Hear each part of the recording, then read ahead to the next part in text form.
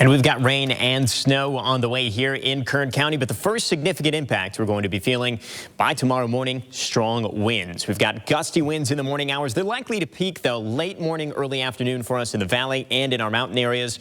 Wind-prone areas, the base of the mountains and into the very south end of the valley through the Grapevine, very well could see winds over 60 miles per hour, but widespread gusts over 40 miles per hour likely for most of Kern through the day. Those winds will actually shift off to the east as we get into the afternoon. So pretty much everyone looking at strong winds, blowing dust, debris, tree damage, power outages, all going to be possible as these winds pick up. The winds start to die down as the rain moves in. So let's get right into Futurecast here. Not too much going on through the night tonight, but by tomorrow morning, especially as we get late morning, that rain becomes widespread across Kern County. That's when a band of heavy rain moves in. That'll push off to the east as we get into the afternoon hours. But behind that main line of rain, still looking at scattered showers, maybe even some thunderstorms. I'm going to stop this into the evening hours Monday, though, because we're starting to really see that blue show up.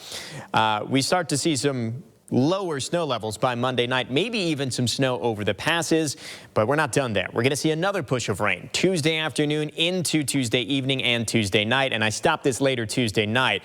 Lots more blue. As we head into Tuesday night, Wednesday morning, snow is looking fairly likely, including snow at pass level. We'll get into that snow forecast shortly. More, though, as we head into Wednesday, Thursday. Now, the system Wednesday into Thursday, not quite as clear at this point. The track and the exact timing, not entirely something we have nailed down, but it does look like a third round of rain is moving in. And again, depending on that track, that could very well give us another shot of snow, including another shot of snow over the passes. So this is going to be a very, very busy week for us here. As far as rain is concerned, I'm going to look at the next 48 hours first. Through the day on Tuesday, here in the valley, probably between about a ½ inch to an inch. So good soaking rain. Higher totals in the foothills and the South Mountains.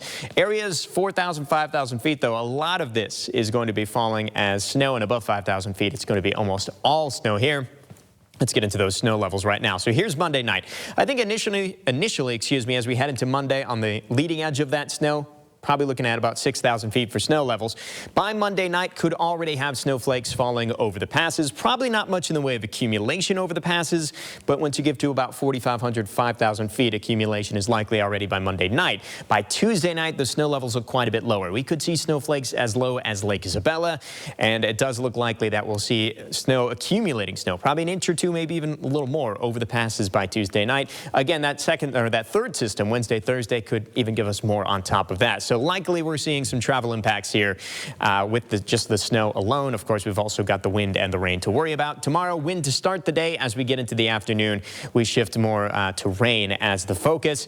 Just going to be a busy day in general. More rain Tuesday into Tuesday night, and then that potential third round Wednesday into Thursday. So this is just going to be a very long-lived stretch of weather. The first impact's going to be the winds. We've got lots of lots of rain and snow to worry about. We'll look at those snow impacts here for our mountain areas. Again, cold enough for some of that snow over the passes Monday night.